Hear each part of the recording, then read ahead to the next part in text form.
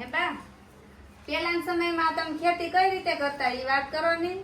અરે મારી અમારા સમયની તો તમે વાત જ જવા દો. ઈ ખેતી તો કરતા અમે અટાણે તો સમય કેટલો સારો આવી ગયો. સાધનો બધા ટ્રેક્ટરના.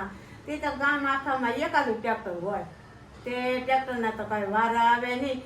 આછે ઢાંઢા ગાડી લઈ વાડીએ જાય. એ ઢાંઢાને જોડીએ. ઢાંઢાથી હળ હાંકી આખો જે હળ હાંકી ઘડીક હાંકી દોરાવા ખેડી પછી પાછો પોરો દઈએ. પછી પાછા હાંકવા મળી. એ તડક્યા એટલા ઢાંઢાને તડક્યા લાગે અમને તડક્યા લાગે.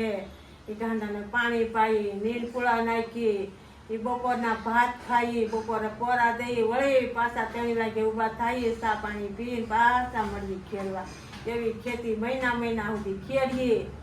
અને એ ખેતી અમારે તો બહુ ગરમી હતી. અત્યારે તો ખેતી બહુ સારી આવી ગઈ. તમારે તો બહુ ભાગશાળી છો મારી. અત્યારે ખેતી કરવી તો બહુ સારી છે. પેલા તમારે બહુ જ ઓલું થાતું. બહુ કષ્ટી પડતી.